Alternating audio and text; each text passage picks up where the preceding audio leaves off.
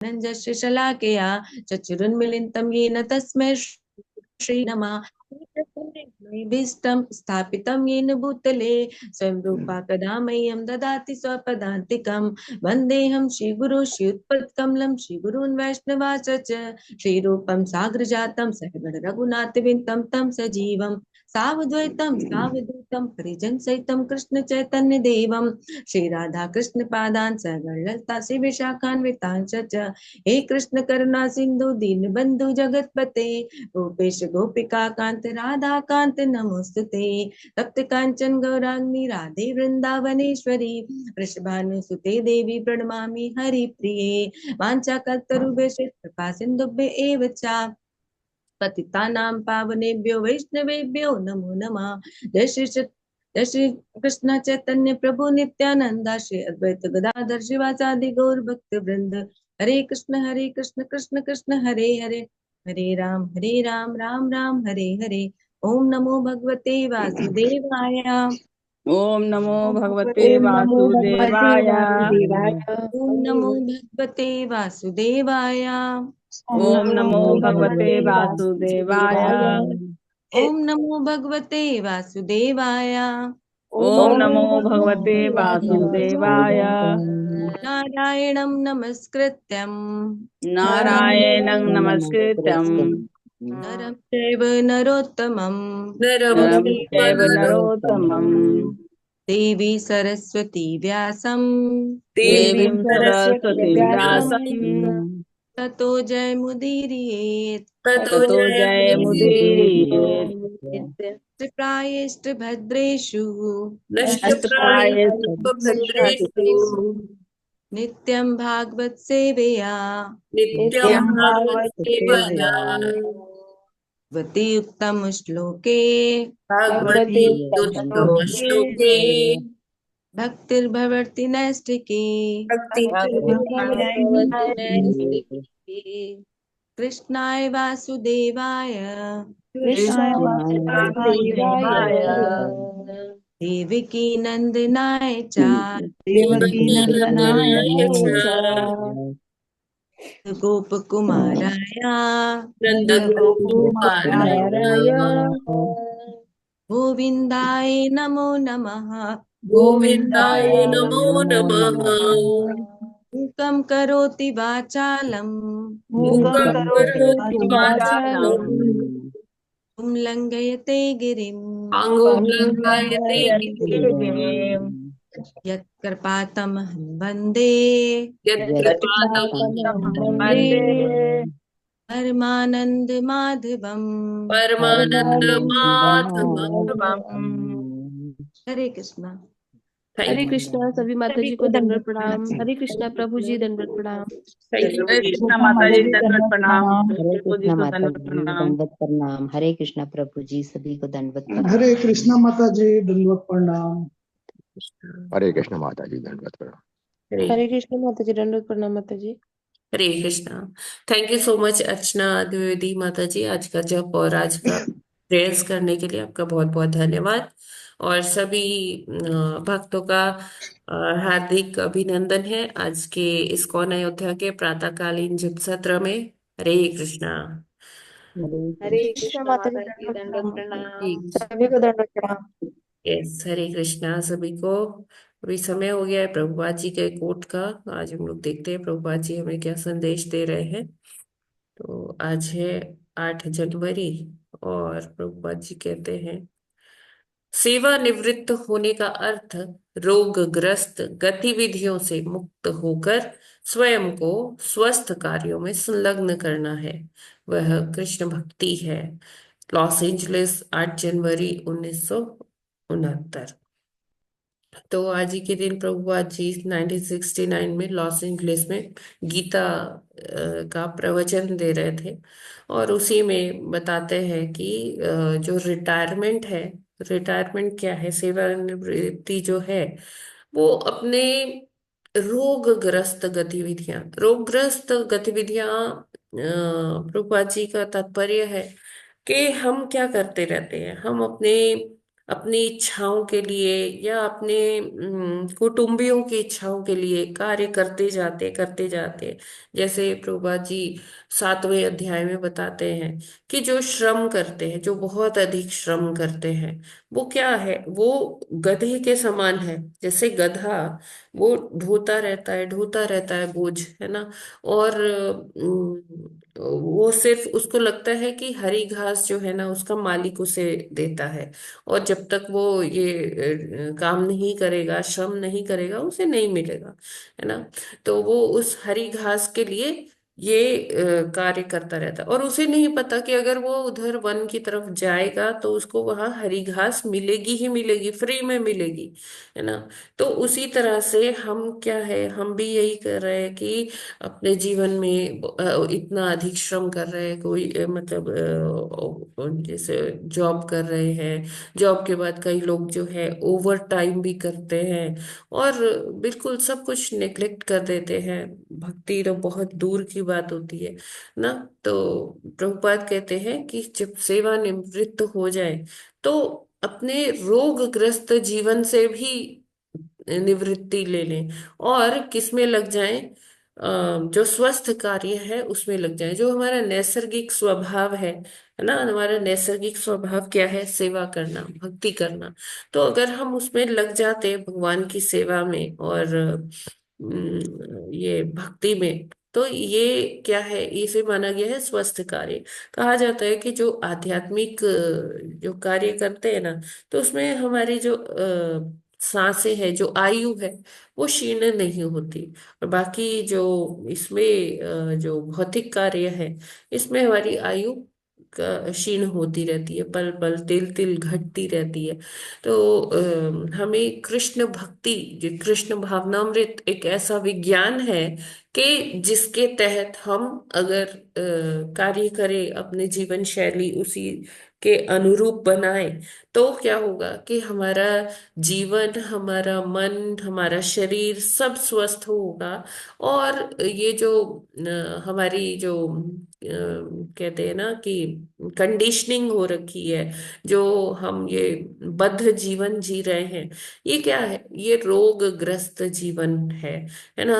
हमें कि कौन सा रोग लगा हुआ है, भव रोग लगा हुआ है। इस माया रूपी संसार में हम अपने आप को जो माया के जो छलावे है उसी में ही हम अपने आप को कैद करके रखते हैं, बांध कर रखते हैं, और रोगियों की तरह जीवन जी रहे हैं कि हमें पता ही नहीं है कि स्वस्थ जीवन के क्या मायने होते हैं।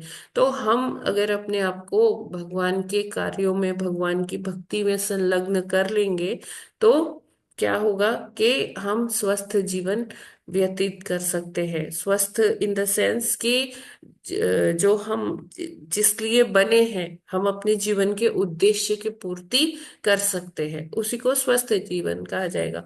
अब देखिए, जब हम अस्वस्थ होते हैं तो हमारी नॉर्मल रूटीन नहीं फॉलो कर पाते, तो जो दिनचर्या होती है उसमें कहीं ना कहीं कुछ रुकावटें, कुछ बाधाएं आती है, हम अपने पूरी दिनचर्या फॉलो नहीं कर पाते जब बीमार होते हैं।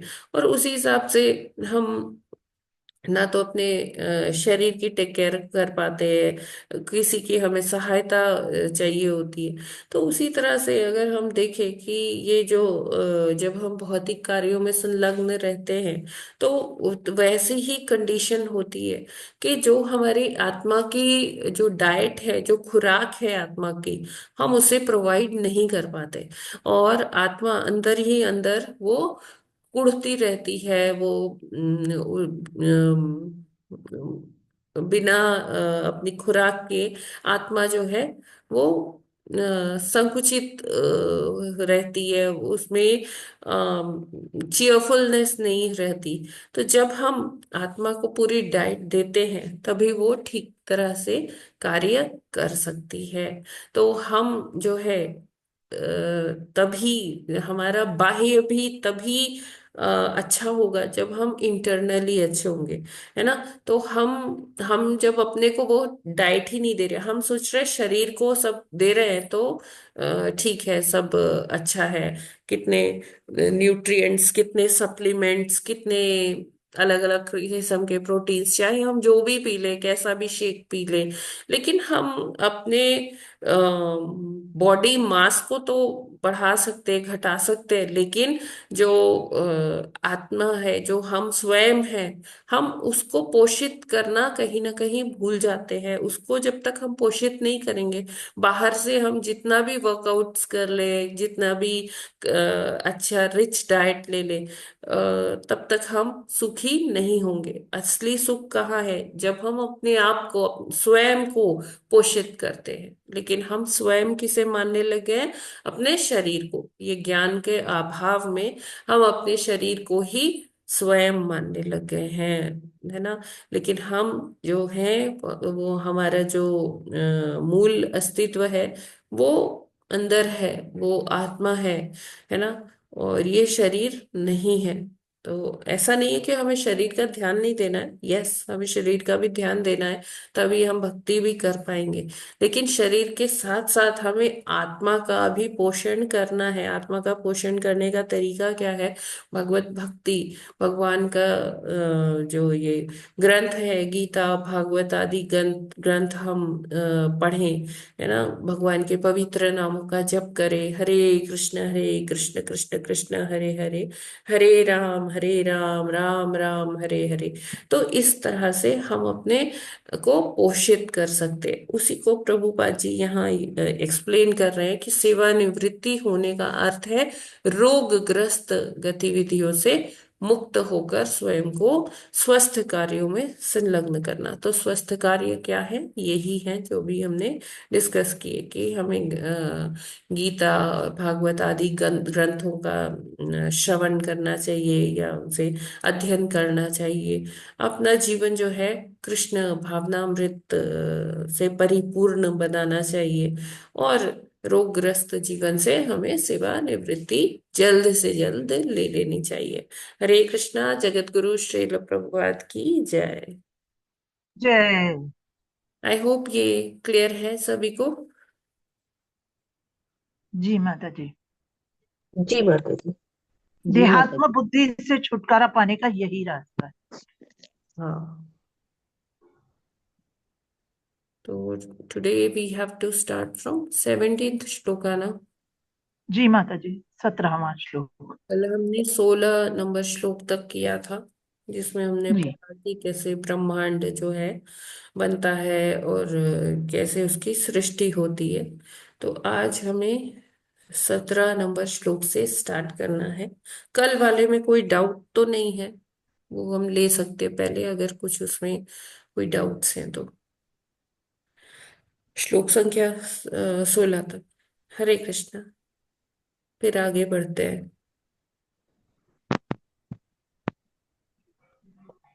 हरे कृष्णा। ठीक जी है, माता जी, क्लियर? स्पष्ट है। ठीक है, फिर शुरू करते हैं। यस माता जी, प्लीज।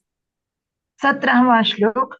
सो अनुविष्टो भगवता यः शेते सलिलाशये लोक संस्थां यथा पूर्वं निर्ममे संस्थया स्वया। हरे कृष्णा। हरे कृष्ण। सो अनुविष्टो भगवता येसे ते सलीलासये लोक संस्थायाम यथा पूर्वम निर्ममे संस्थया स्वया। हरे कृष्ण। हरे कृष्ण। सोऽनुविष्टो भगवता यः शेते सलिलाशय लोक संस्थां यथा पूर्वं निर्ममे संस्थया सव्या। हरे कृष्णा। सभी को हरे दंडवत कृष्णा। प्रणाम। सोऽनुविष्टो भगवता यः शेते सलिलाशये लोक संस्था यथा पूर्व निर्ममे संस्थया स्वया। हरे कृष्णा। हे कृष्ण, सबको सादर प्रणाम। सोऽनुविष्टो भगवता यः शेते सलिलाशये लोकसंस्था यथा पूर्वं निर्ममे संस्थया स्वया। हरे कृष्णा। हरे कृष्णा। सो अनुविष्टो भगवता यः सेते सलिलासये लोक संस्था यथा पूर्वम निर्ममे संस्थया स्वया। हरे कृष्णा। हरे कृष्णा, सभी को दंडवत प्रणाम। सो अनुविष्टो भगवता याशेते सलिलाशये लोक संस्थाम यथा पूर्वम निर्ममे संस्थया स्वया। हरे कृष्णा। हरे हरे कृष्ण। कृष्ण। तो अनुविष्टो भगवता यासेते सलिलासये लोक संस्था यथा पूर्वम निर्ममे संस्थया स्वया। हरे कृष्ण, सभी को दंडवत प्रणाम। हरे कृष्णा। सो अनोविष्टो भगवता यसेते सलिलासये लोक संस्थाम यथा पूर्वम निर्ममे संस्था या स्वया। हरे कृष्णा, सभी को दंडवत। हरे कृष्ण। सो अनुविष्टो भगवता यः शेते सलिलाशये लोक संस्थाम यथा पूर्वम निर्ममे संस्थया स्वया। हरे कृष्ण माता जी, दंडवत प्रणाम। सभी भक्तों को दंडवत प्रणाम।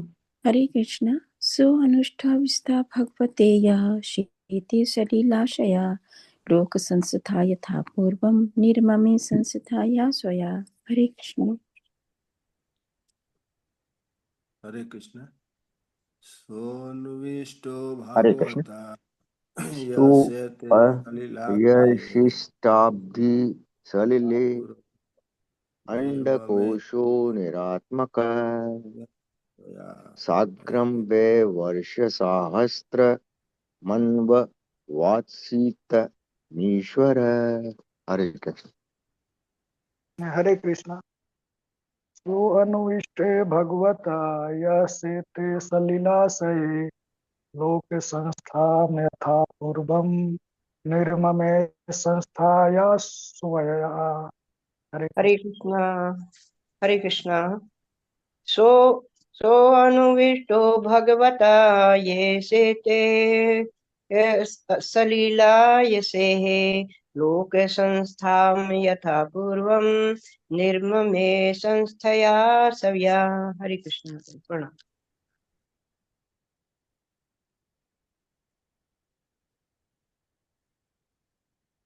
यस। आगे कौन पढ़ना चाहते हैं माता जी, प्रभु जी? माता जी हरे कृष्णा। करें। जी, कंचन माता जी पढ़िए। शब्दार्थ। स ब्रह्मा जी ने अनुविष्ट प्रविष्ट किया गया अनुवाद भगवता तात्पर्य, भगवान द्वारा। अनुवाद और तात्पर्य श्रील प्रभुपाद जी के द्वारा। अनुवाद तात्पर्य शिला प्रभुपाद जी के द्वारा। शिला प्रभुपाद जी की जय। जय। यह जो सेते शयन करता है सलील आशये गर्भोदक सागर में लोक संस्था ब्रह्मांड यथा पूर्वम पूर्वतः निर्ममे निर्माण किया संस्थया बुद्धि से स्वयं अपनी। जब गर्भोदक्षाई भगवान ब्रह्मा के हृदय में प्रवेश कर गए तो ब्रह्मा को बुद्धि आई और इस बुद्धि से उन्होंने ब्रह्मांड की पूर्ववत सृष्टि प्रारंभ कर दी। तात्पर्य शिला प्रभुपाद जी के द्वारा। शिला प्रभुपाद जी की जय। किसी काल विशेष में कारणोदक्षाई भगवान विष्णु कारण सागर में शयन करते हैं और अपनी श्वास से हजारों ब्रह्मांडों की सृष्टि करते हैं। तब वे प्रत्येक ब्रह्मांड में गर्भोदक्षाई विष्णु के रूप में पुनः प्रवेश करते हैं और अपने पसीने से प्रत्येक ब्रह्मांड के अर्धास को भर देते हैं। शेष आधा भाग्य शून्य रहता है जिसे ब्राह्म्य आकाश अंतरिक्ष कहते हैं। तब उनके उदर से कमल पुष्प प्रकट होता है और प्रथम जीव ब्रह्मा की उत्पत्ति होती है। तब भगवान पुनः क्षीरोदक्षाय विष्णु के रूप में ब्रह्मा समेत प्रत्येक जीवात्मा के हृदय में प्रवेश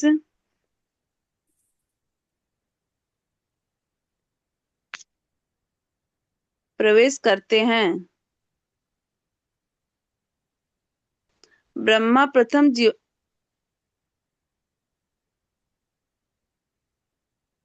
भगवत गीता के 15वें अध्याय से इसकी पुष्टि हुई है।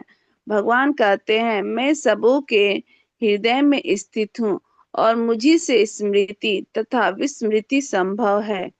कर्म के साक्षी स्वरूप भगवान प्रत्येक जीवात्मा को विगत कल्पांत के प्रलय के समय जिसकी जो इच्छा थी उसे तदनुसार स्मृति तथा बुद्धि प्रदान करते हैं। यह बुद्धि अपनी क्षमता के अनुसार अथवा कर्म के नियम द्वारा प्राप्त होती है।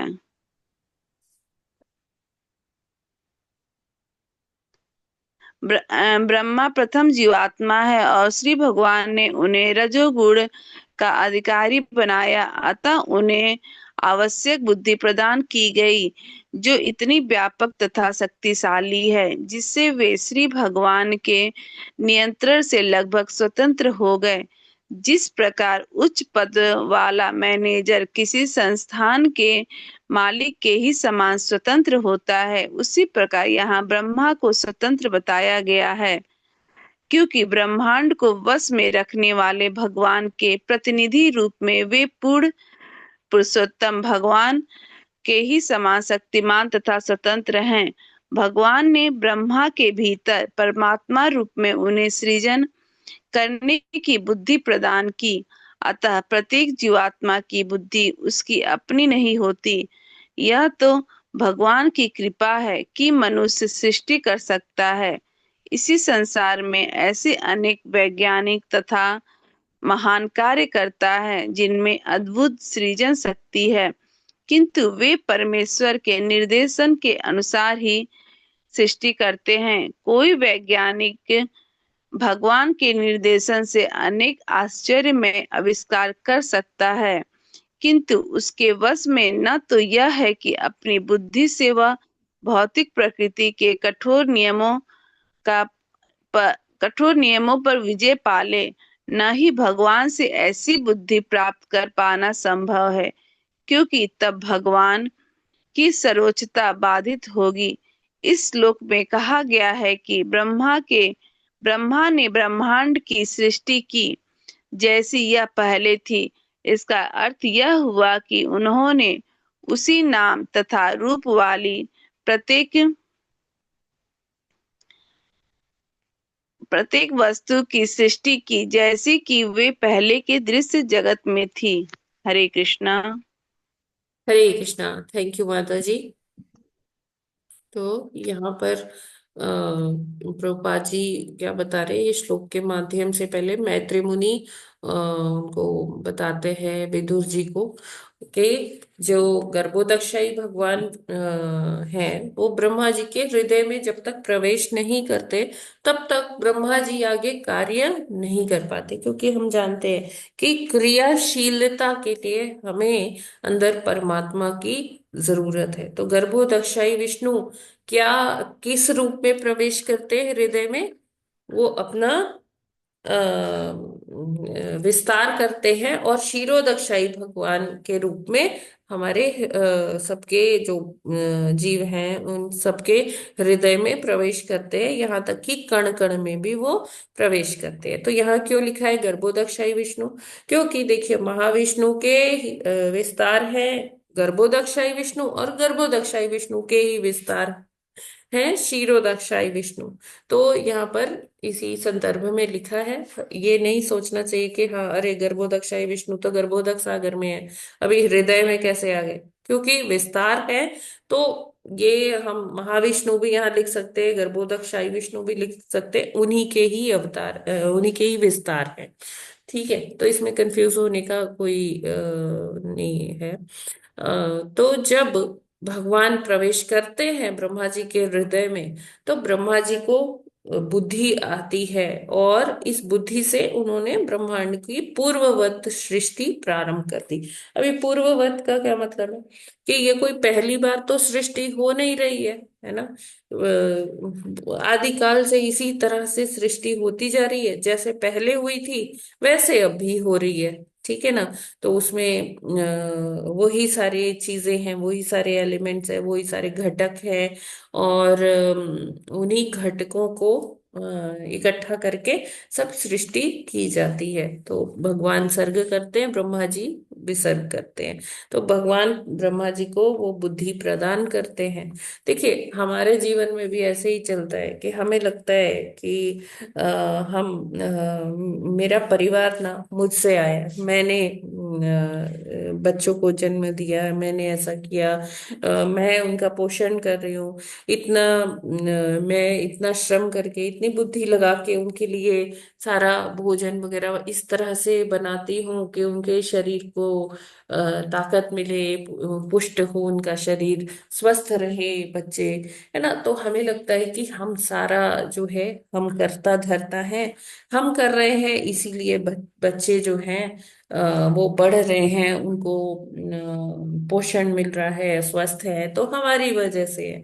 हर कोई इस तरह से क्या होता है कि उसे विस्मृति हो जाती है और वो इस तरह से सोचने लगता है।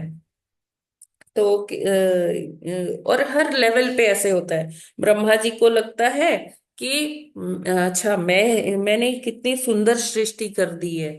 कभी कभी ब्रह्मा जी भी उनको भी विस्मृति हो जाती है, विमोहन हो जाता है।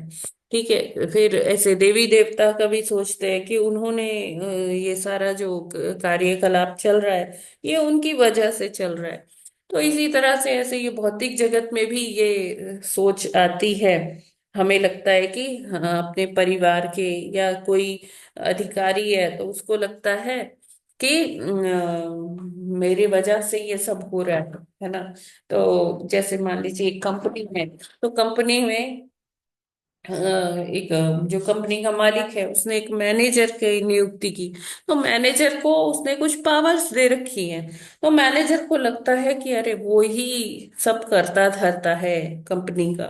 तो ये जो चीज है ना, ये भौतिक जीवों में ये आ ही जाती है ना। उनको उनको विस्मृति हो जाती है, जबकि जो भी कार्य हो रहा है वैज्ञानिकों को लगता है कि अरे वो अपनी बुद्धि से ये सब बना रहे हैं, आविष्कार कर रहे हैं, नई नई मशीनें बना रहे हैं। उनको लगता है कि देखो मैंने कितना सुंदर बनाया। फिर नोबेल पुरस्कार अगर मिल गया तब तो फिर कुछ कहने ही नहीं, कि उनको लगता है कि सबसे बड़े जानकार वो ही लोग हैं, है ना। तो यहाँ पर वही समझा रहे हैं मैत्री मुनि विदुर जी को कि ये जो सृष्टि करने की बुद्धि है ये कहाँ से आती है। जब भगवान ब्रह्मा जी के हृदय में प्रवेश करते हैं और इसी बुद्धि से वो जैसे पूर्व में रचना की थी उसी तरह से ब्रह्मांड की संरचना होती है, करते हैं ब्रह्मा जी, है ना। यानी कि ये बुद्धि भी किसके द्वारा दी गई है, भगवान जी के द्वारा दी गई है। तो प्रभुपाद जी यहाँ बताते हैं कि जो प्रत्येक ब्रह्मांड है, प्रत्येक ब्रह्मांड में जब गर्भोदक्षाई विष्णु प्रवेश करते हैं तो क्या होता है कि उनके पसीने से आधा ब्रह्मांड, अर्धांश, ब्रह्मांड का अर्धांश मतलब कि एक गोला है, गोले का जिसको कहते हैं हेमिस्फेयर, है ना, अर्ध गोला, मतलब अर्धांश जो है, आधा गोला जो है किस चीज से भर जाता है, उनके स्वेद से। मतलब कि जो भगवान है गर्भोदक्षाई विष्णु है वो परस्पायर करते हैं, स्वेट आता है, उनको पसीना आता है, और उनके पसीने से आधा जो है वो जल भर जाता है। और वो उसको क्या कहते हैं, कौन सा सागर, गर्भोदक सागर। और शेष जो आधा जो भाग है, गोला है जो ब्रह्मांड का, तो वो शेष आधा भाग तो शून्य है अभी, है ना। और ये जो बाह्य आकाश है जिसको हम कहते हैं, मतलब अंतरिक्ष कहते हैं, आउटर स्पेस जिसे कहते हैं, वो स्पेस है, शून्य है ना। और फिर क्या होता है कि ये गर्भोदक सागर में जो गर्भोदक्षाई विष्णु होते हैं तो उनके नाभि कमल में, मतलब नाभि से कमल का सृजन होता है, उत्पन्न होता है। और इस कमल से जो प्रथम जीव हैं उनकी उत्पत्ति होती है। और ये प्रथम जीव और कोई नहीं, कौन है, ब्रह्मा जी हैं। तो भगवान फिर क्या करते हैं, क्षीरोदक्षाई विष्णु के रूप धारण करते हैं और ब्रह्मा समेत प्रत्येक जीवात्मा के हृदय में प्रवेश कर जाते हैं, है ना। और क्योंकि ये क्षीरोदक्षाई विष्णु के रूप में प्रवेश करते हैं, इन्हीं की वजह से क्या होता है कि जो जीव है वो अपने कार्यकलाप कर पाता है ना। और ये जो क्षीरोदक्षाई विष्णु है, इन्हीं को हम क्या कहते हैं, परमात्मा। जो परमात्मा स्वरूप हमारे हृदय में वास करते हैं भगवान, वो कौन है, क्षीरोदक्षाई विष्णु है। और भगवान क्या कहते हैं, मैं सबों के हृदय में स्थित हूँ और मुझी से स्मृति तथा विस्मृति संभव है। जो हमें कुछ याद आता है या हमें कुछ भूल जाते हैं हम लोग, तो वो सारा किसके कारण होता है, भगवान ही उसके कारण है ना। और जो ये परमात्मा है, ये हमारे हृदय में साक्षी स्वरूप बैठे रहते हैं। ये कोई हस्तक्षेप नहीं करते हैं, है ना। जब तक हम इनको नहीं पुकारेंगे तब तक ये कोई हस्तक्षेप नहीं करते। ये देखते रहते हैं कि हाँ, ये अब क्या कर रहा है ये मनुष्य, ये क्या करना चाह रहा है, सब कुछ रिकॉर्ड करते जाते हैं, है ना। और प्रलय के समय जिसकी जो इच्छा थी, मतलब जैसे जब प्रधान में सब शयन करते हैं भगवान के अंदर, तो क्या होता है कि जिसकी जैसी इच्छा होती है उसे वो उसी प्रकार का शरीर देते हैं, उसी प्रकार की बुद्धि देते हैं, उतनी ही स्मृति देते हैं। और ये उसी बुद्धि और स्मृति के क्षमता के अनुसार ही वो व्यक्ति फिर अपना आगे का जीवन में कर्म कर पाता है। ठीक है।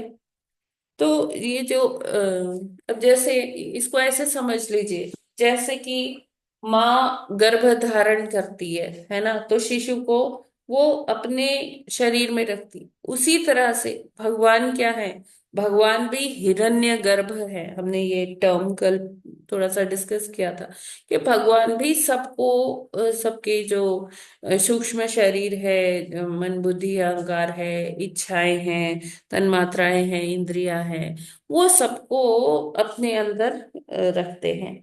फिर आगे क्या होता है कि जब ब्रह्मा जी की उत्पत्ति होती है, भगवान सारा सर्ग कर लेते हैं, मतलब कि जो रॉ मटेरियल से सारा जो डिजाइन है, सब ब्रह्मांड वगैरह है वो बना देते हैं।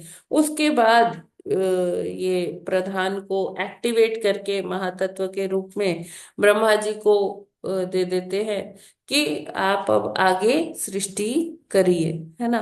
तो फिर ये सारी चीजें ब्रह्मा जी क्या करते हैं, अपने अंदर धारण कर लेते हैं। तो कई कई जगह भगवान को हिरण्यगर्भ कहा गया है, और कई कई जगह ब्रह्मा जी के लिए भी हिरण्यगर्भ वो शब्द का इस्तेमाल हुआ है।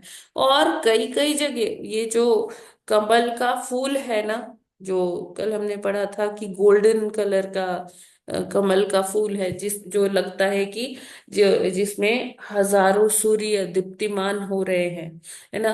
तो वो उसको भी हिरण्यगर्भ कहा जाता है कई बारी। तो इसमें हमें कंफ्यूज नहीं होना है कि अरे हिरण्यगर्भ तो भगवान थे, अभी ब्रह्मा को कैसे कह दिया, या ये कमल पुष्प को कैसे कह दिया। तो ये हिरण्यगर्भ का मतलब है कि जैसे माँ अपने गर्भ में शिशु को धारण करती है, उसी प्रकार से भगवान प्रधान को धारण करते हैं। और फिर ये प्रधान को जागृत अवस्था में करके ब्रह्मा जी को प्रदान कर देते हैं। तो ब्रह्मा जी को हिरण्यगर्भ कह दिया जाता है। और जब ये पूरी सृष्टि हो जाती है, तो सृष्टि किसके अंदर व्यक्त अवस्था में होती है, जो कमल डंडी होती है उसके अंदर होती है। तो कमल को भी कई बारी हिरण्यगर्भ की उपमा से बोला जाता है, संबोधित किया जाता है। ये क्लियर है क्या? जी माता जी, क्लियर है। ठीक है।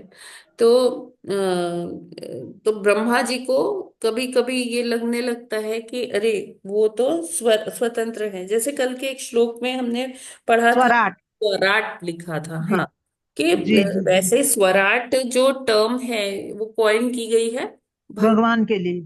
है ना, कि भगवान स्वराट है, और वो सच में भगवान ही स्वराट है और कोई स्वराट नहीं है। नहीं। भगवान अपनी इच्छा से कुछ भी कर सकते हैं, वो सर्वशक्तिमान है ना। वो आउट ऑफ द वे जाकर भी एक्सेप्शनल कुछ कर सकते हैं, है ना, जो हम सोच भी नहीं सकते, इमेजिन भी नहीं कर सकते, कल्पना नहीं कर सकते, भगवान वो भी कर सकते हैं। लेकिन क्या होता है कि भगवान देवी देवताओं को, ब्रह्मा जी जैसे लोगों को शक्ति प्रदत्त करते हैं कार्य करने के लिए। तो कई बारी क्या होता है कि उनको लगने लगता है कि वो भी स्वतंत्र है।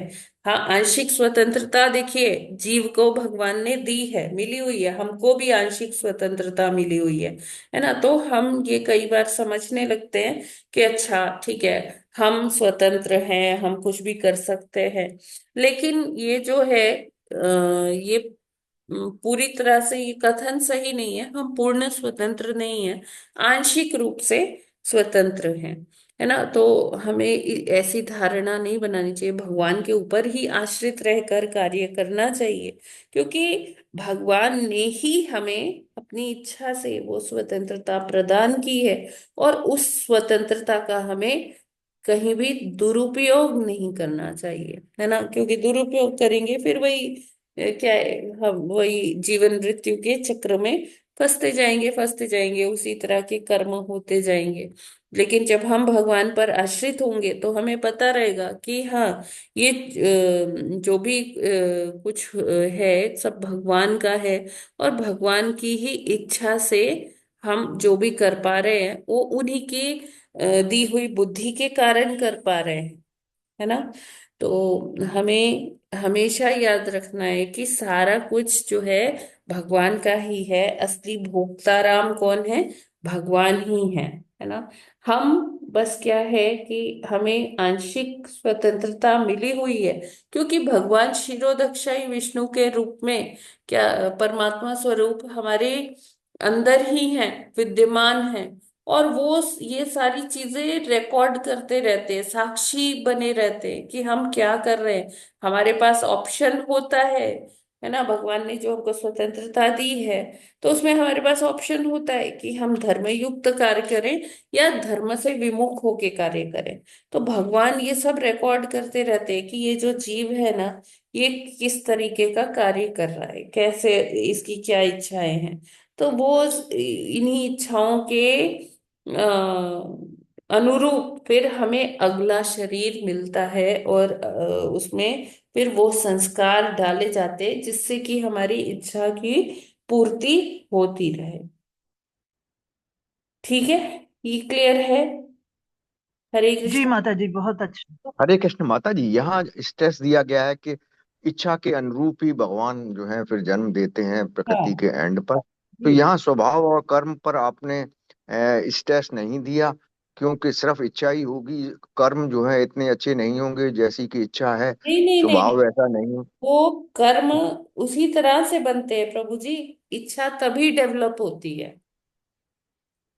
जै देखिए, हमारा जो जीवन है 50-55 की आयु तक वो निर्धारित हो जाता है हमारे कर्म के अनुसार कि हमारा अगला शरीर कैसा होगा।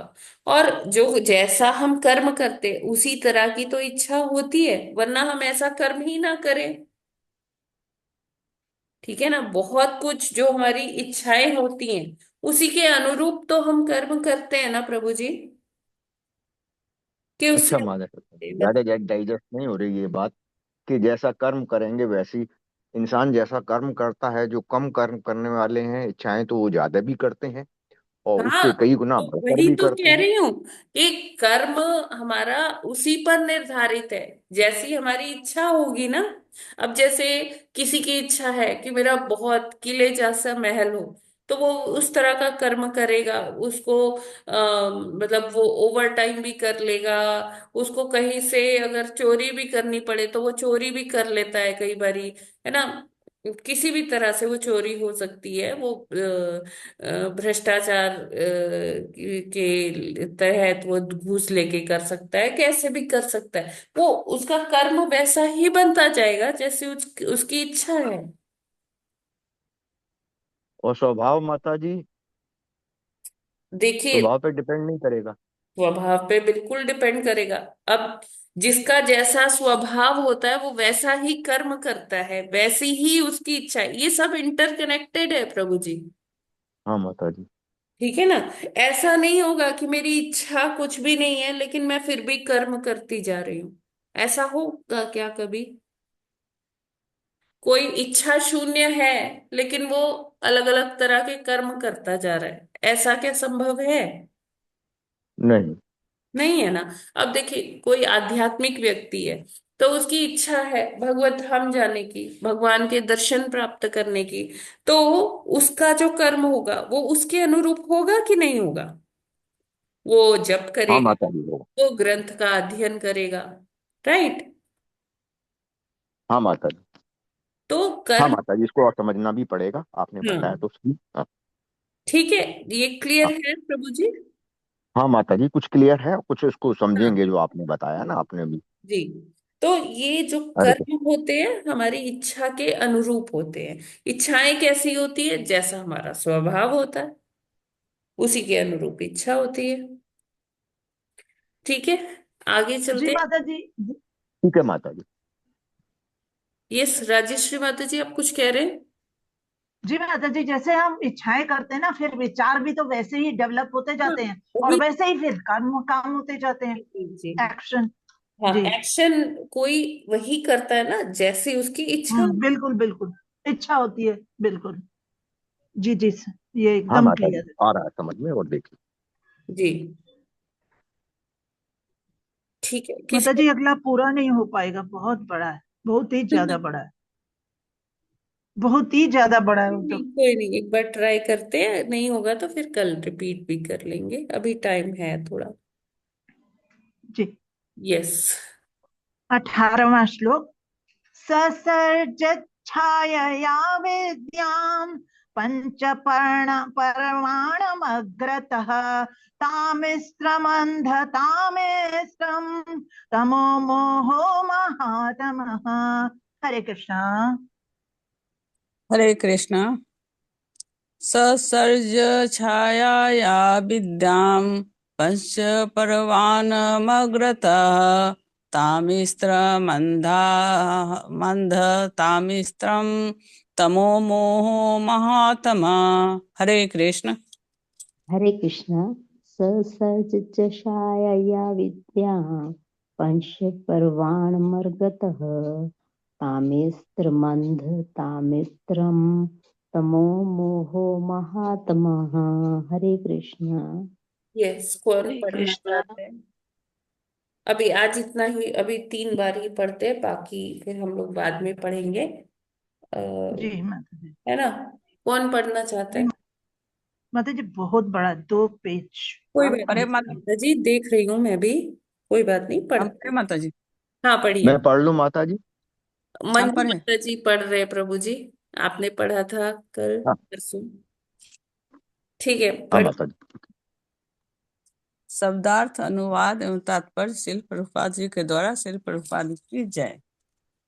सत्सर्ज उत्पन्न किया, छाया छाया अपनी छाया से, अविद्याम अज्ञान, पंच परवा परवानम 5 प्रकार, अग्रत सर्वप्रथम, तामिस्त्रम तामिस्त्र अंध तामिस्त्र अंधम अंध तामिस्त्रम, तम तम तमस मोह मोह माया तम महातमस या महामोह।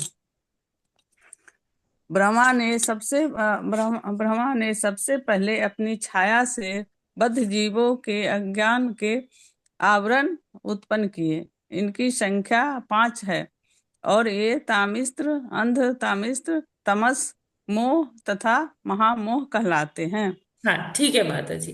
अभी पहले हम इसी को डिस्कस कर लेते हैं।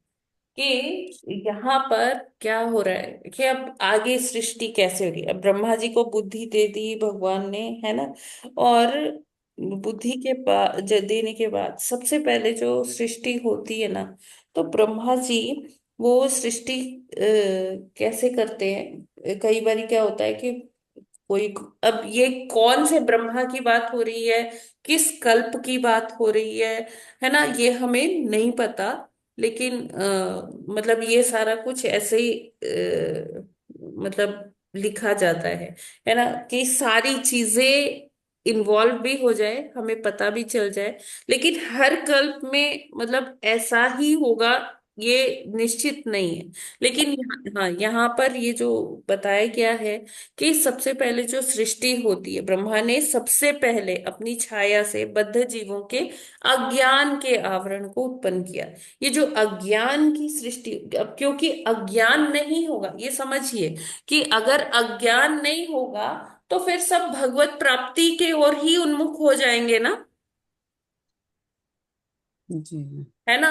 फिर जी जो माता जी। इच्छाएं हैं वो इच्छा ही रह जाएगी, लेकिन मतलब वो अपनी इच्छा को पूरी करने के बजाय वो फिर भगवान की ओर ही आ जाएगा। लेकिन फिर जो इच्छाएं शेष हैं, फिर थोड़े टाइम के बाद उसे लगेगा कि अरे ये मेरी इच्छा तो रह ही गई।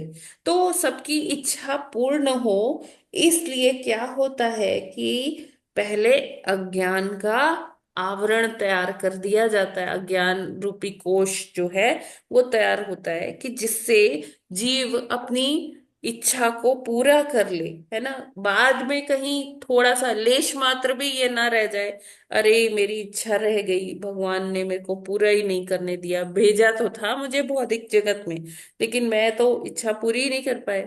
क्यों?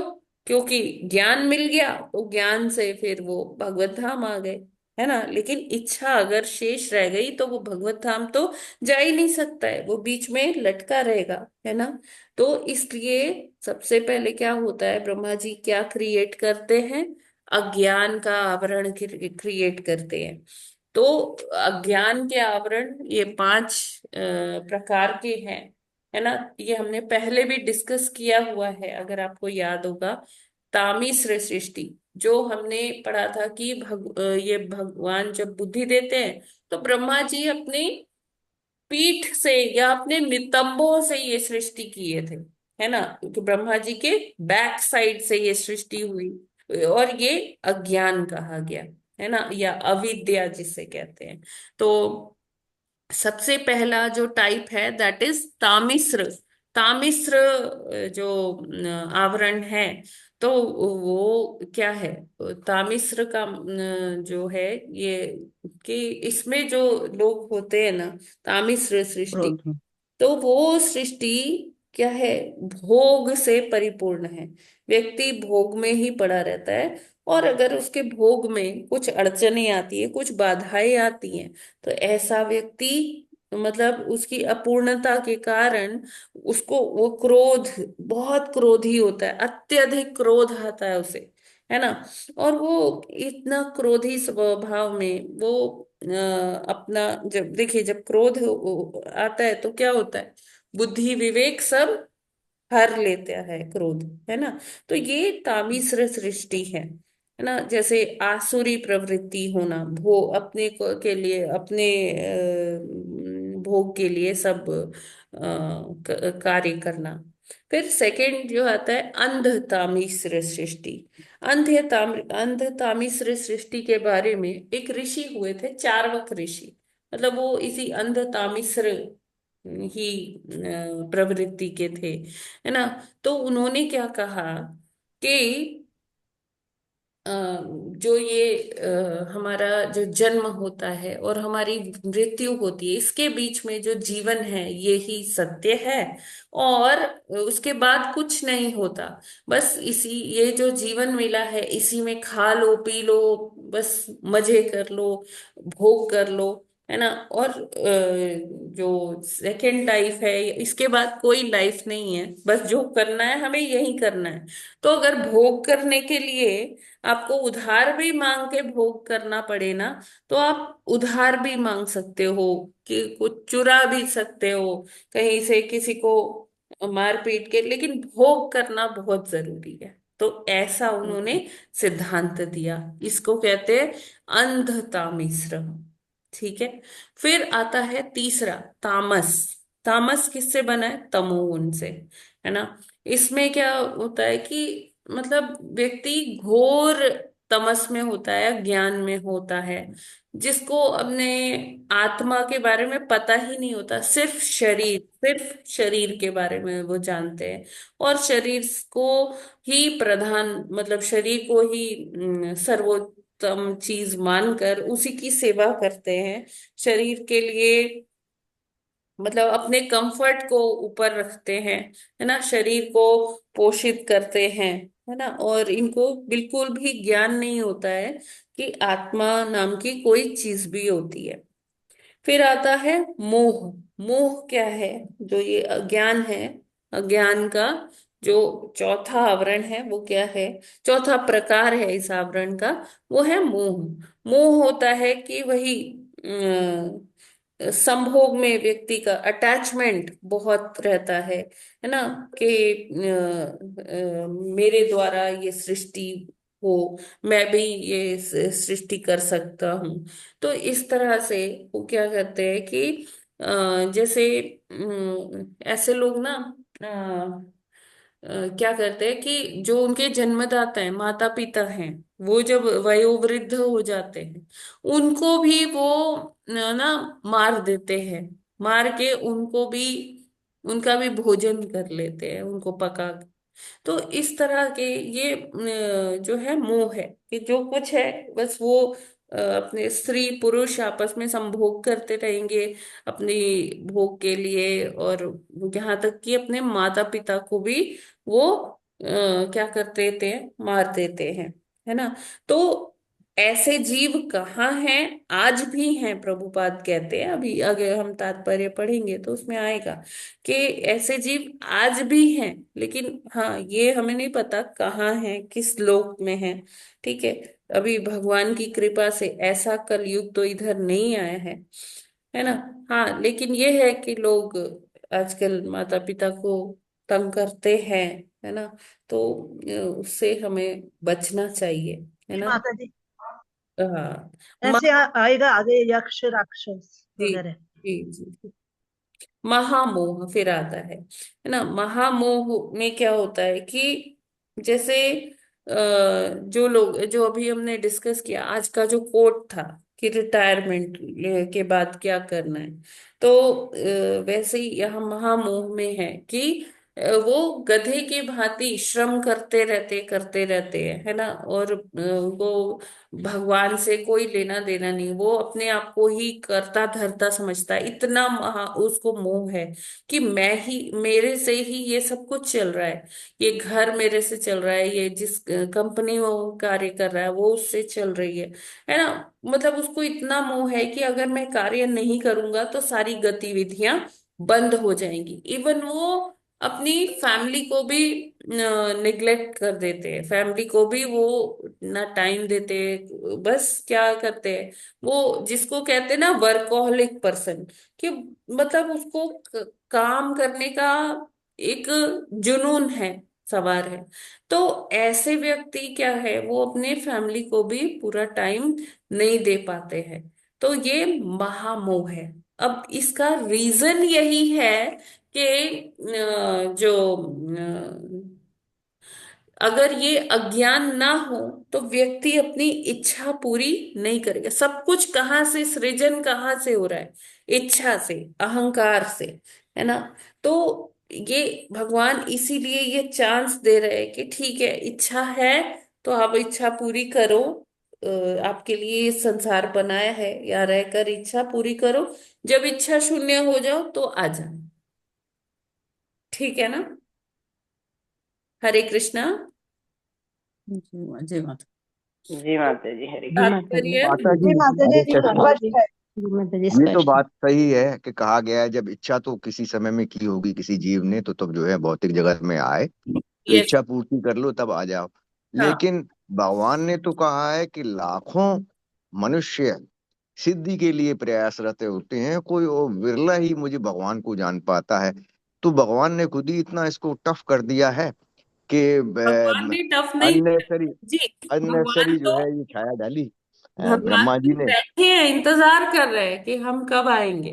हाँ माता जी, ये भी है कि भगवान हर एक के हृदय में जो है मौजूद हैं, वो चाहते हैं कि अधिक से अधिक जीव जो है आध्यात्मिक लेकिन माता जी वो जो ब्रह्मा जी ने जो छाया डाली, वो तो इतने सारे बंधन के लिए तभी तो बांध दिया, तभी तो कहते हैं कि लाखों मनुष्य सिद्धि के लिए प्रयास करते हैं, तो कोई विरला ही जान पाता है। जब इतने सारे कठिन आवरण शरीर के ऊपर भगवान ने डाल दिए, तो भगवान चाहते हैं कि ये भौतिक जगत भी चलता ही रहे और आध्यात्मिक भी चलता रहे। और ऐसा लगता है कि भौतिक जगत से लोग ही कम जाते होंगे आध्यात्मिक में जगत में, क्योंकि जीव है भी नित्य। पता नहीं यही नित्य है कि तो यहाँ भगवान जो इसीलिए तो अपने मैसेंजर्स भेजते हैं, अपने पार्षद भेजते हैं ना, कि हम उनकी हाँ बात माता जी। सुने और हम भी भगवत धाम को जाएं। हमें पता होना चाहिए कि इच्छाएं करना अच्छा नहीं है, लेकिन हमें कैसे पता चलेगा? जब तक हम शास्त्र नहीं पढ़ेंगे, जब तक हम गुरु की शरण में नहीं जाएंगे, हाँ तब माता तक हमें ये चीजें पता नहीं चलेंगी। इसीलिए तो भगवान भेजते हैं, जो नित्य सिद्ध जो होते हैं ना, उनको भगवान भेजते रहते हैं अपने पार्षदों को। हाँ माता जी, पहले जो है ब्रह्मा जी ने आवरण डाल दिए, फिर अब भगवान भेजते हैं, तो ठीक है। वही आवरण हटने में थोड़ी आसानी हो जाती है, जो हाँ कठिन है बहुत। जी। तो और शास्त्र भी भगवान ने जो है रचना की है, तो अब वो जो आवरण है वो तो रहेंगे ही। उसके बारे में ये सोचना कि ब्रह्मा जी अगर की छाया न पड़ती तो वो न होती, तो आवरण वो तो बेकार है। भगवान ने मतलब वो आवरण ब्रह्मा जी ने इसीलिए बनाए कि अगर वो आवरण अज्ञानता ना होगी, तो हमें पता चल जाएगा कि इच्छा तो नहीं करनी चाहिए, लेकिन इच्छा तो है ना, तभी तो हम भौतिक जगत में आए। हाँ माता जी, ये तो बात है सही ना, है। इच्छा तो है, लेकिन तब हम जैसे वो कहते हैं ना, हीट ऑफ द मोमेंट, तो उसमें हम कह रहे नहीं नहीं चलो छोड़ो, इच्छा पूरी नहीं करनी है, हाँ यही राइट चीज है, जाना है हमें भगवत धाम। लेकिन जब भगवत धाम जाने के रास्ते में फिर हमें याद आएगा कि अरे यार, इच्छा तो पूरी नहीं की।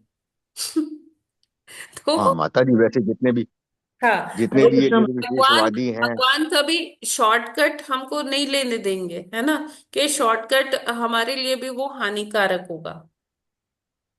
हरे कृष्णा माता जी। हाँ माता जी, हरे प्रभु कृष्ण। जी क्लियर है आपको? हाँ माता जी, क्लियर है।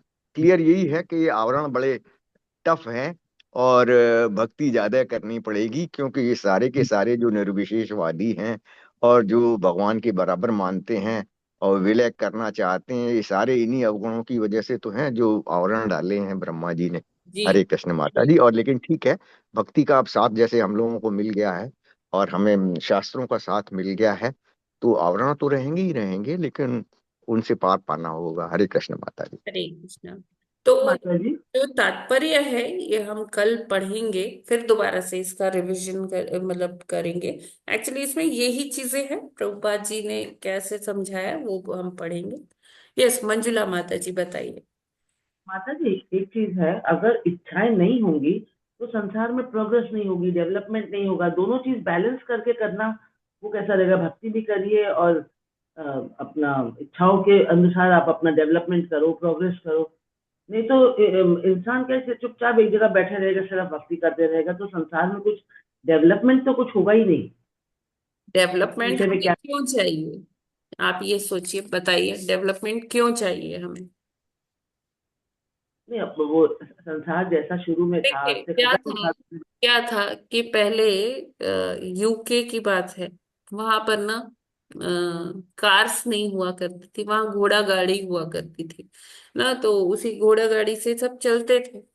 और जो घोड़े थे वो मल त्याग करते थे वहां की सड़कों पर, तो लोगों ने कहा कि भाई ये तो बहुत गंदा रहता है, कुछ और सोचना पड़ेगा, तो उन्होंने कारों की इन्वेंशन कर दी, है ना। अभी कार्स आ गई, अभी क्या हो गया कि वो अब सड़कें तो साफ है, लेकिन क्या हो गया, ऊपर पोल्यूशन हो गया, हमारी ओजोन लेयर में छेद हो गया, है ना, कारों के कारण, जो ये ऑटोमोबाइल्स का धुआं है, एरोप्लेन्स ऊपर उड़ रहे हैं, तो उसके कारण क्या हो गया, ओजोन लेयर में छेद हो गया।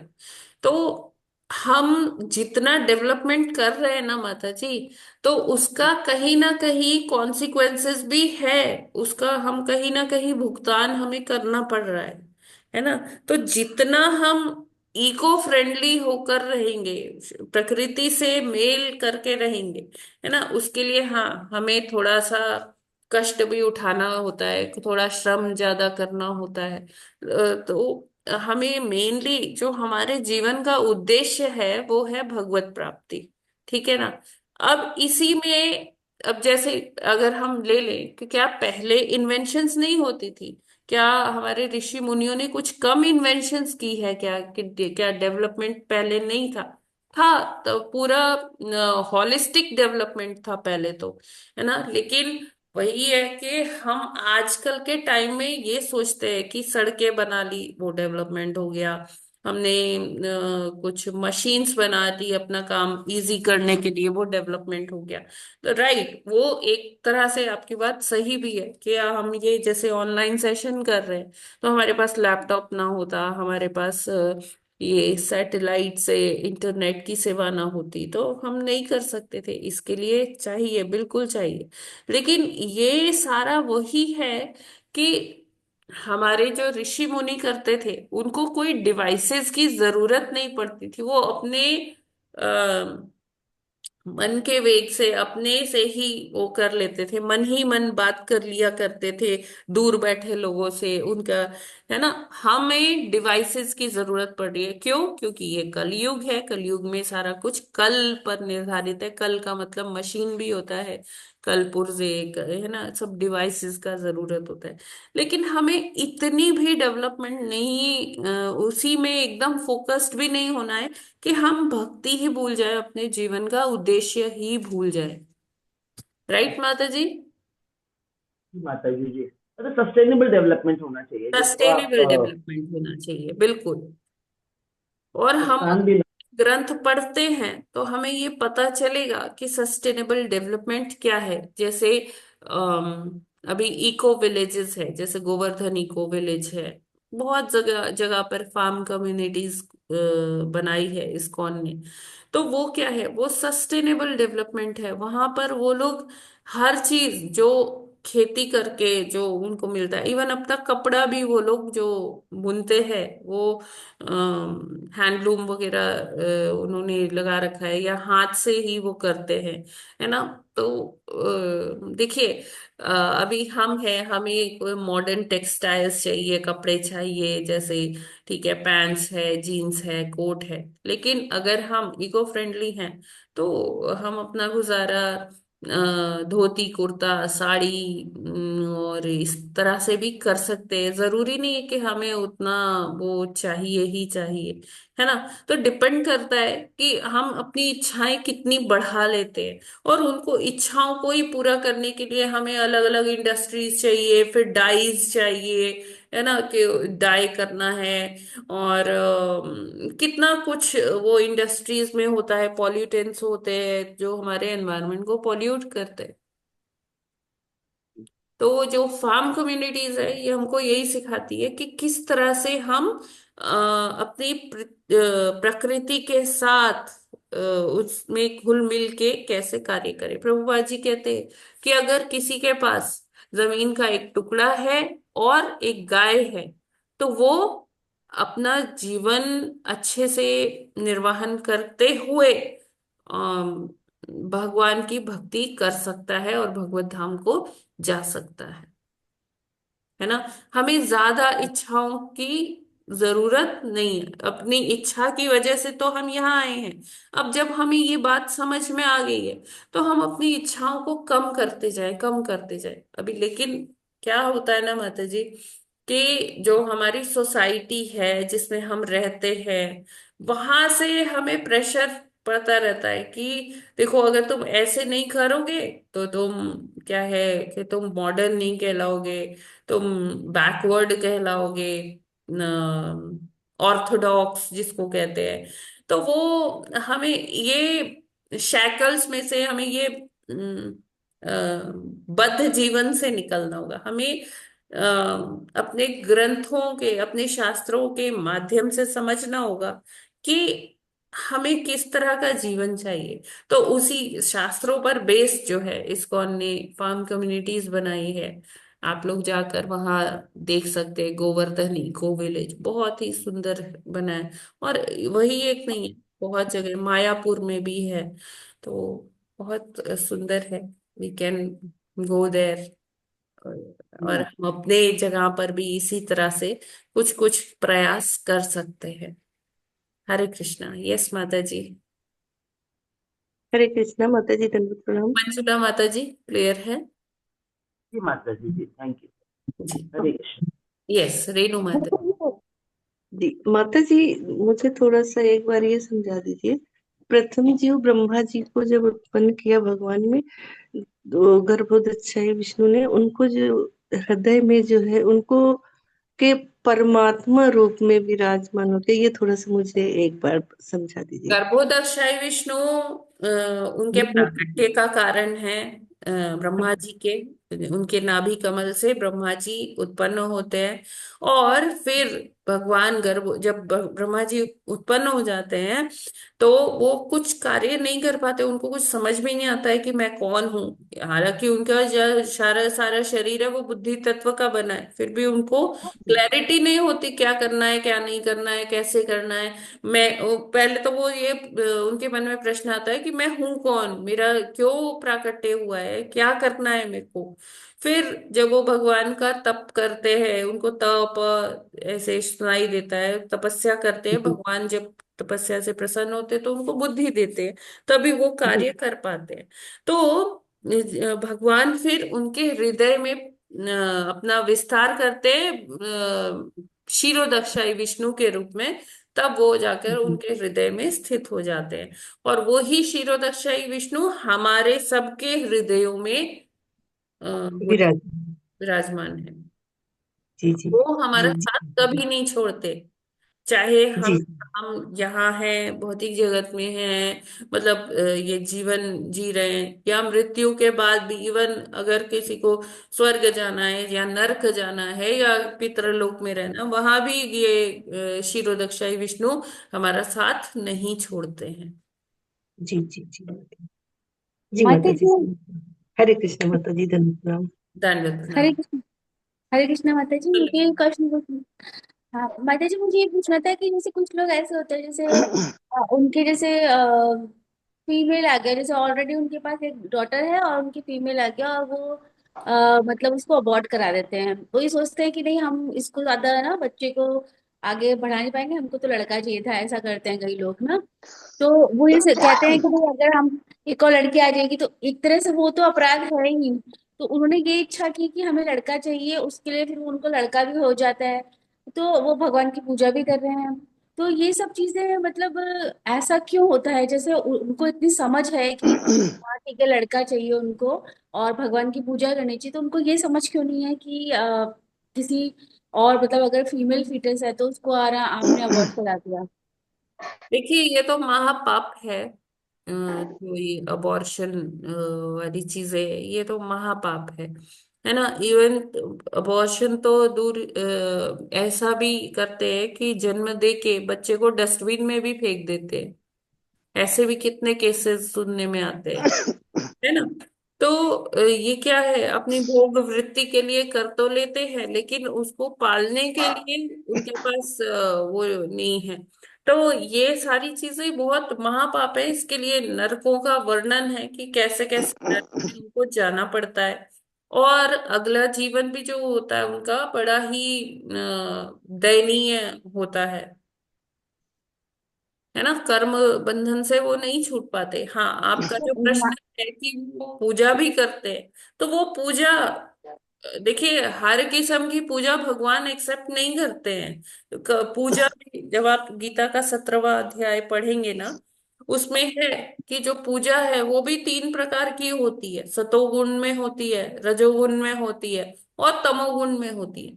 तो तमोगुण वाली जो पूजा है वो व्यक्ति अपने मनोधर्म के अनुसार करता है, तमस में रहकर करता है, तो उसको भगवान स्वीकार नहीं करते। एक तरफ तो आप किसी को जीव की हत्या कर रहे हो, उसका इतना ऐसी सोच है व्यक्ति की, और दूसरी तरफ पूजा कर रहे हो, तो वो पूजा एक्सेप्टेबल ही नहीं है भगवान को। राइट माता जी? हाँ हाँ माता जी, ये तो मुझे क्लियर है, बट मैं ये कह रही थी कि जो जो लोग पूजा करते हैं उनको विवेक जागृत क्यों नहीं होता कि ये गलत काम नहीं करना है, और संसार में मतलब वो बहुत डोमिनेंट क्योंकि हो अभी जाते उनका हैं। कर्म ऐसा है कि उनको अभी और वो दयनीय स्थिति में जाना है। उनके हाँ अभी और जैसे कहते हैं ना, पाप का घड़ा भरना। हाँ, बहुत बहुत धन्यवाद माता जी, हरे दंडवत प्रणाम। हरे कृष्ण। हरे कृष्णा माता जी। यस प्रभु जी। अब माता जी, गृहस्थ आश्रम में जैसा कि शास्त्रों में वर्णित है जी। कि यदि धर्म पूर्वक अर्थ कमाकर अपनी कामनाओं की पूर्ति किया जाए हम्म। तो मोक्ष में कोई संशय है माता जी? नहीं, धर्म पूर्वक अगर कर रहे हैं तो कोई उसमें कोई संशय नहीं है, क्योंकि भगवान ने हमें भेजा ही है कि अपनी इच्छा की पूर्ति के लिए भेजा है। ठीक है, अगर कोई छोटी मोटी इच्छाएं हैं तो वो पूर्ण कर लेंगे, तो कोई प्रॉब्लम नहीं है। अपने परिवारजनों का भरण पोषण के लिए, और कोई ऐसी कामना है तो वो पूर्ण करने, इसीलिए वेद रचना किए हैं भगवान, है ना, कि इसमें बताए कि ये देवी देवता की पूजा करोगे तो ये होगा, ये देवी देवताओं की पूजा करोगे तो ऐसे ही।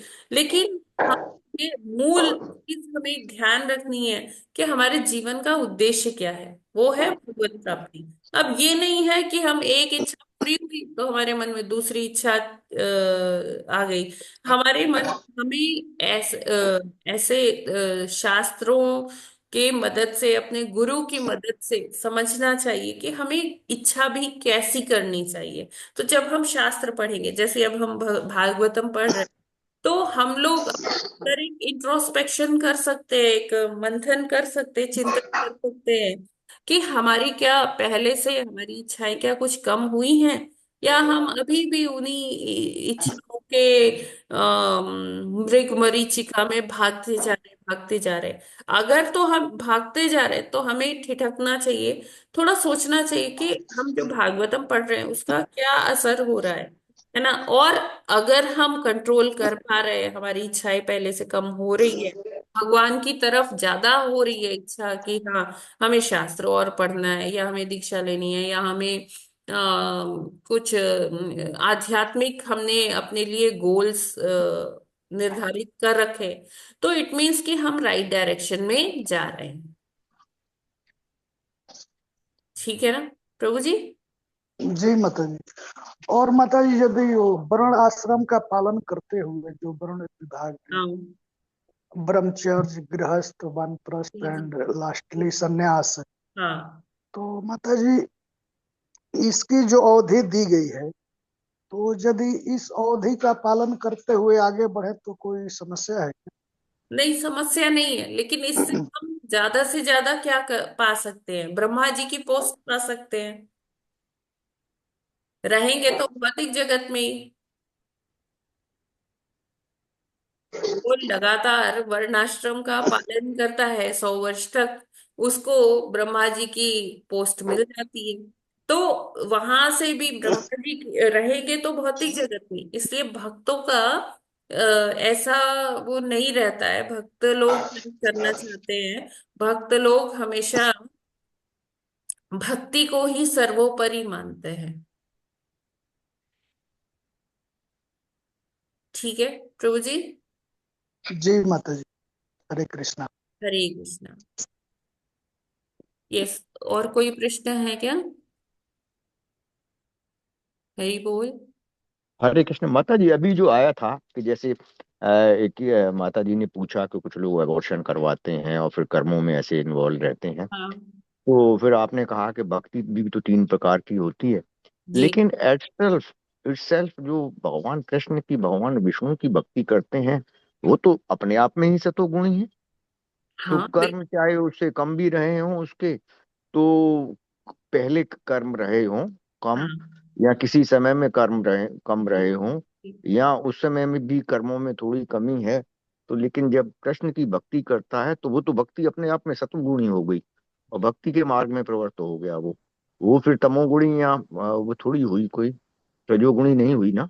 प्रभु जी, लेकिन देखिए, दिया जला देना या ऐसा कुछ कर देना कि मैं दान कर रही हूं, तो वो ठीक है, उसका कुछ तो फर्क पड़ेगा, लेकिन वो एकदम भक्ति नहीं कहलाएगा कि हाँ कृष्ण की भक्ति हो रही है।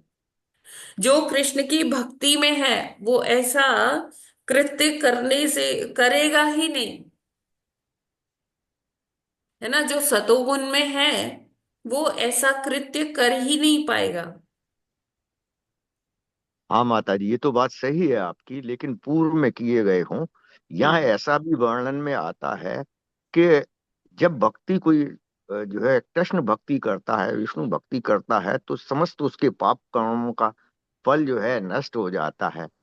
और ऐसा भी कहा गया है कि पूर्व में चाहे कर्म किए हों, तो पाप कर्मों का जब फल नष्ट हो जाएगा तभी वो कृष्ण भक्ति में आएगा। तभी भगवान एग्जैक्टली, ने कहा है कि एग्जैक्टली। हजारों मनुष्यों में से कोई विरला ही कृष्ण भक्ति में तो इन्वॉल्व हो वही पाता है है। कि जब तो सब उससे तरह से वो भक्ति और उसकी शक्ति तो इतनी महान बताई गई है पग पग पे, कि जाने अनजाने में जैसे भी की जाए, मन से की जाए, बेमन से की जाए, और लाइफ की किसी भी स्टेज पे किसी की जाए, किसी भी देश काल में की जाए, वो हरि नाम तो इतना पावरफुल है कि उसके लेने से समस्त पापों का निवारण हो जाता है।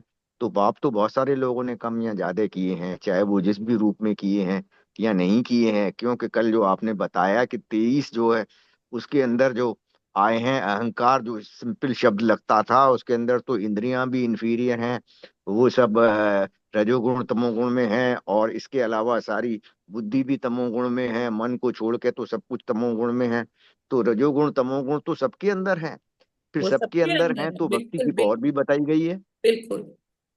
तो तो देखिए, भक्ति तो अपने आप ही इतनी सशक्त है कि जो कुछ कर लिया वो तो करना ही पड़ा, इंद्रियां कुछ भी हम नहीं करें भक्ति तो तभी रजोगुणी है। कर पाते हैं जब ये सब चीजों से हम अपने कर्मों से जो पाप कर्म है वो हमने जब उसका जो प्रारब्ध है हमने भोग लिया, उसके बाद ही हम इतने योग्य हो पाते हैं कि हम सच में भक्ति कर पाए, है ना।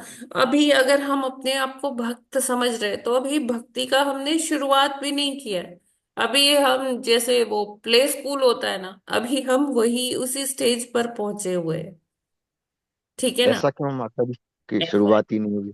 हाँ अभी कहाँ, अभी हमने भक्ति का स्टार्ट, मतलब वही है कि प्ले स्कूल में हम हैं, अभी हमें अपने आप को भक्त नहीं समझना चाहिए।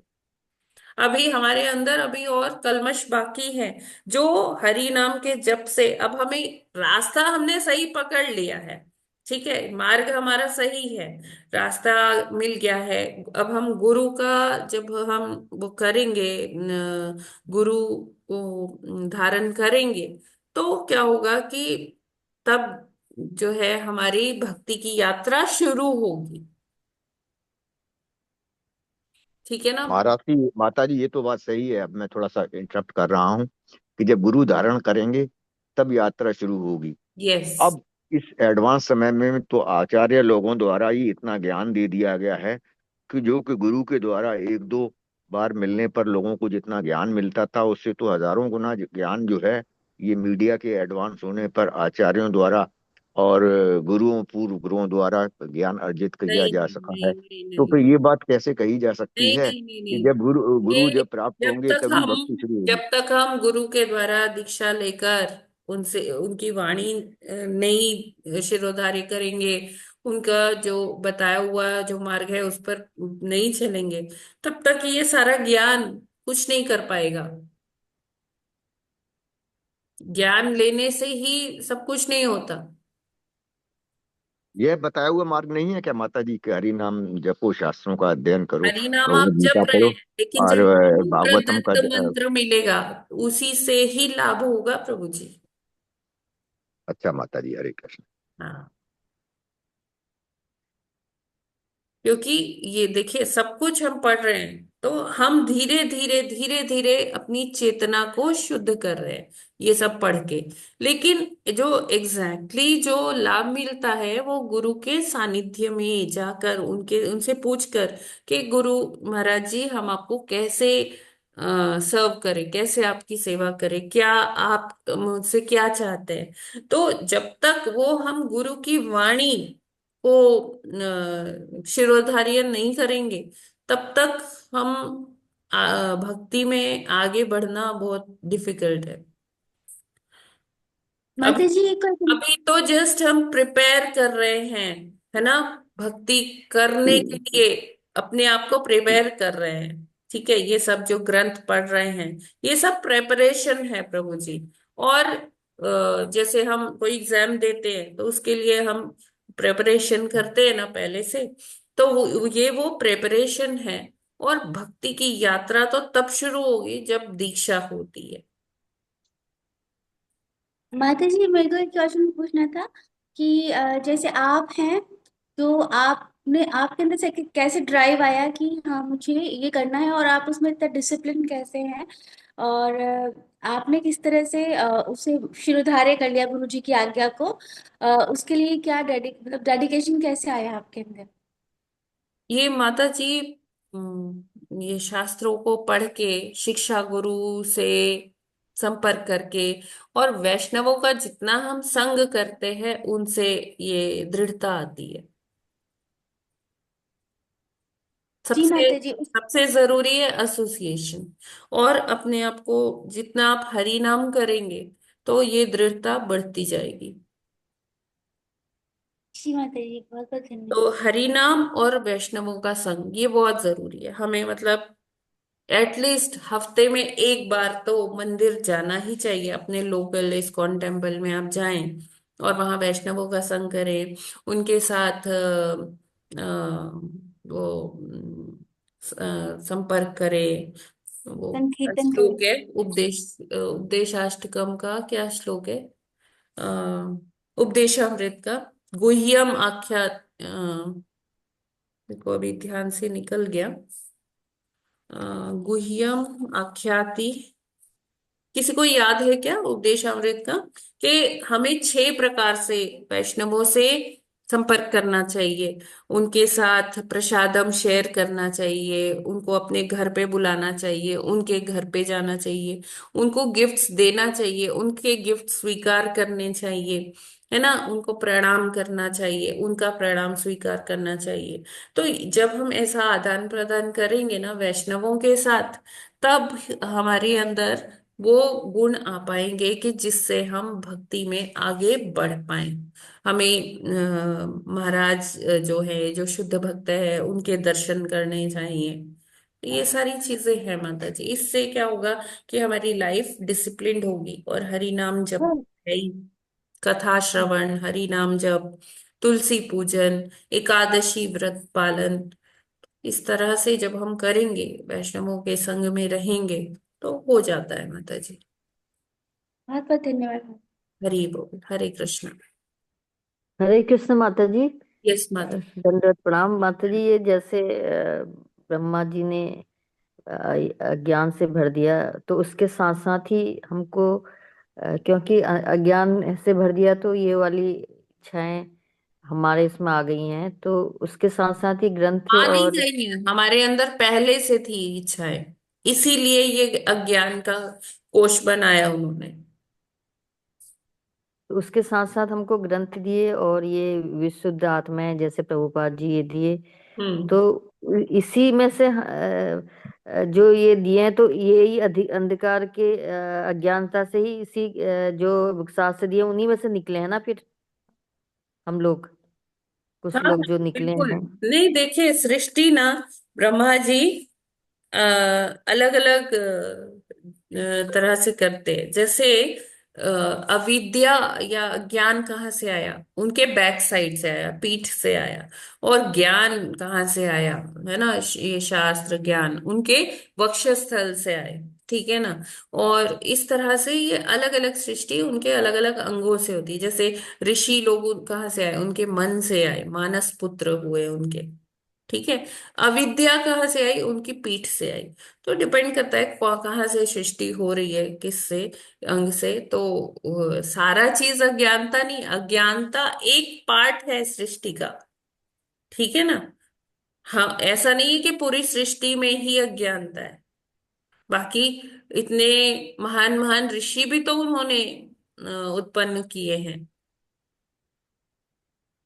जी शिष्ट। अच्छा, इसके साथ साथ अज्ञानता भी भरी है। हाँ हाँ हाँ जी। और एक जिससे उसके प्रधान में स्वभाव भी है।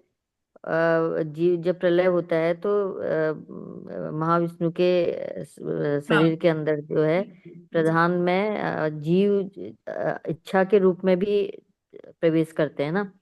तो वो इच्छा का मतलब यही है जो हम जनरल भाषा में प्रयोग करते हैं कि देखो।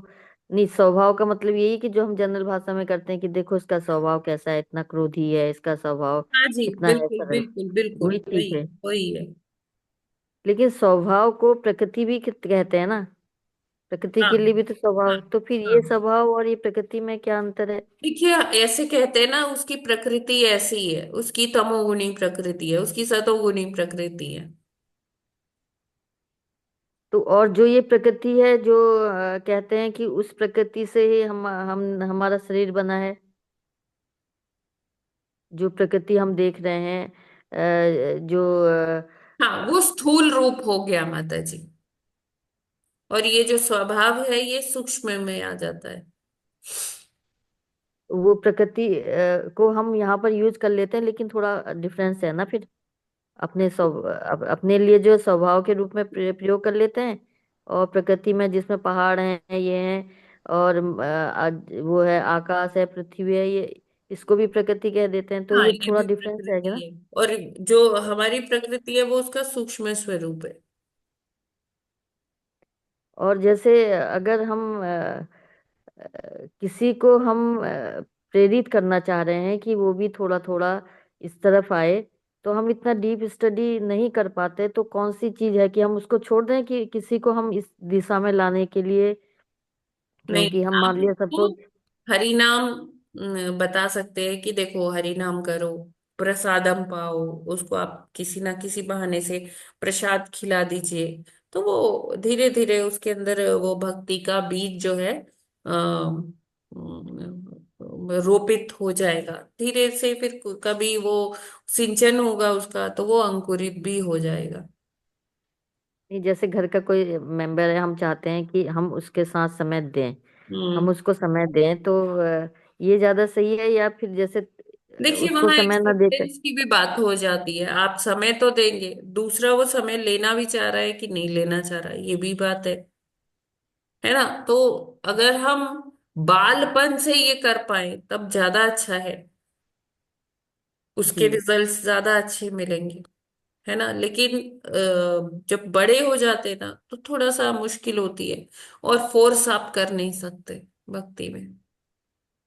तो यही तरीका है कि किसी न किसी तरह से हरि नाम उनको सुनवाएं। अगर कर सकते एक आधी माला वो करें, प्रसादम आप खिलाते रहिए जी रेगुलर। तो प्रसादम से बहुत जल्दी चेतना में फर्क आता है, शुद्ध होती है चेतना। जी माता ठीक है। माता जी, यही मैं कह रही थी कि जैसे हम लोग ये डिस्कस कर सकते हैं कि जैसे आपने कैसे शुरू किया, मतलब बचपन में आपके कैसे बीजारोपण हुआ भक्ति का, ओके और फिर आपने कैसे। ओके। तो बचपन में ना, राइट फ्रॉम द जो माँ के गर्भ से ही मैंने रामायण और भागवत सुनी है ना। और उसके बाद जैसे हम लोग मैं मेरे भाई बहन हम लोग फर्स्ट सेकंड थर्ड फोर्थ में थे, तब हमें ना पिक्चर के फॉर्म में कुरुक्षेत्र में ना वहां मिलती थी। पिक्चर के फॉर्म में भगवत गीता, उसमें कुछ लिखा नहीं होता था, पिक्चर्स होती थी। तो मेरे पापा ना वो डिस्क्राइब किया करते थे कि ये अच्छा ये अर्जुन है, ये है, या रामायण में से ये हनुमान जी है, ये राम, वो स्टोरी सुनाते रहते थे। और फिर जब थोड़े बड़े हुए फोर्थ फिफ्थ में आए तो श्लोक पढ़ने शुरू किए, फिर उसके बाद वो पढ़ते रहे, रामायण पढ़ते रहे। और फिर जब मैं कॉलेज में आई तब मेरे को भक्तों के माध्यम से वहाँ प्रभुपाद जी की भगवत गीता मिली। और ऑनलाइन भी मैंने फिर सुनना शुरू कर दिया था। तो इस तरह से माता जी हुआ। मतलब मेनली जो था, पेरेंट्स को आई गिव द क्रेडिट कि उन्होंने हमें ऐसा एनवायरनमेंट दिया, भक्ति का ही एनवायरनमेंट था कि घर में नित्य ही रामायण और भगवत गीता भागवत का पाठ होता रहता था। मैम माता जी बहुत बहुत सुंदर आपका बाल्यकाल रहा। तो पर माता जी जैसे डिस्ट्रैक्ट भी होते हैं बच्चे, जैसे टीवी है, उस टाइम पे टीवी नया था तो टीवी जी रहा होगा। और जी। जैसे अभी मोबाइल है, तो हमें शायद बच्चों को बिल्कुल रेस्ट्रिक्ट ही कर देना चाहिए, क्योंकि इनसे कोई फायदा तो होता नहीं, एडिक्शन ही होता है। तो मतलब आपने ना हाँ, पढ़ाई भी अच्छी की है, मेरा मुझे ना पता चला। टीवी टीवी देखने में मेरा कभी ज्यादा इंटरेस्ट बना ही नहीं, क्योंकि ऐसा घर में माहौल था ना। आज भी मेरे घर में टीवी बस रखा है, चलता नहीं है। अगर चलता भी है तो उसमें यही भागवत के लेक्चर्स चलते हैं और ये यही सब चलता है, और ज्यादा कुछ नहीं चलता उसमें। हाँ, तो माता जी दृढ़ता ही होनी चाहिए शायद व्यक्ति में कि दृढ़ता वो भी ये माता सब। जी, वो ऐसा मतलब बच्चे को एंगेज करना बहुत जरूरी है कि कहाँ पेरेंट्स बच्चे को एंगेज करें। अगर उनके पास टाइम अगर फालतू रह गया, फिर वो किसी ना किसी चीज की तरफ अट्रैक्ट होंगे। तो हम उनको कैसे एंगेज कर रहे हैं, ये बहुत इम्पोर्टेंट है।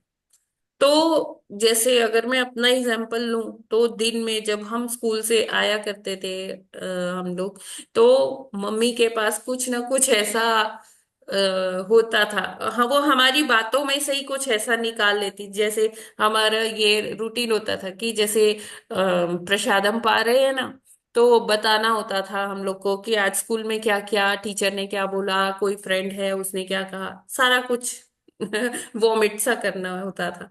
तो मम्मी उसमें से ही कोई बात निकालती थी और उसमें से ही कोई स्टोरी सुनाती थी, शास्त्रों पर बेस्ड कुछ ऐसा।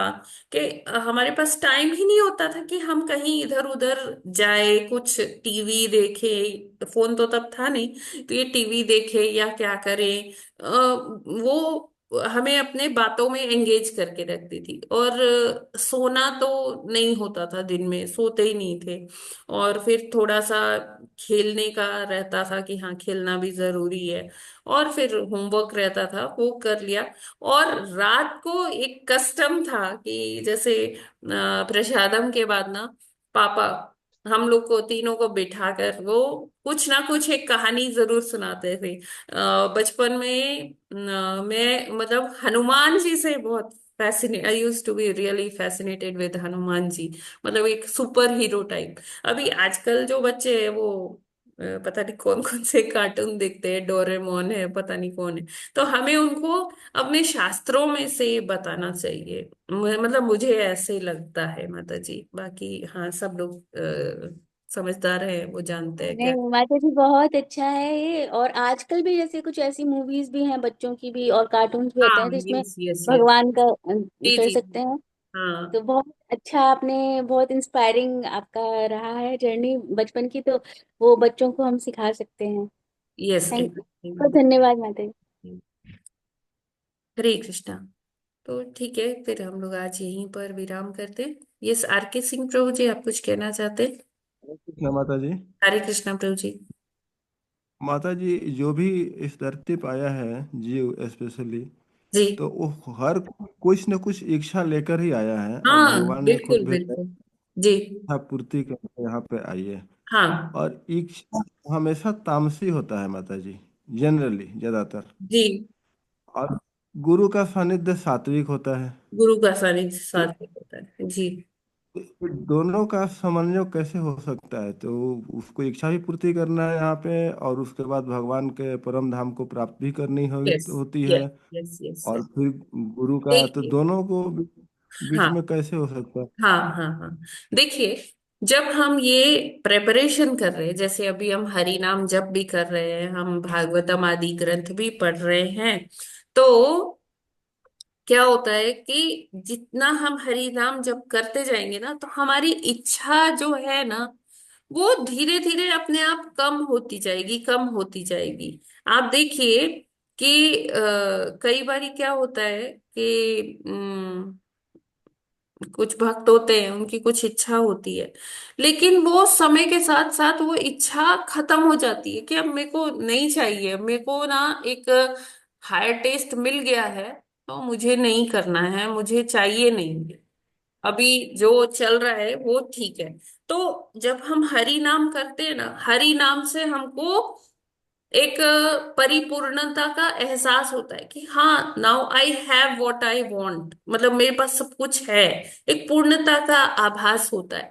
तो धीरे धीरे जब हम ये हरि नाम जप करते हैं, इसीलिए कहते हैं ना ये प्रेपरेशन है। तो गुरु के पास हम तभी पहुंचते हैं जब हमारी कुछ कुछ इच्छाएं जो है वो कम होने लगती है।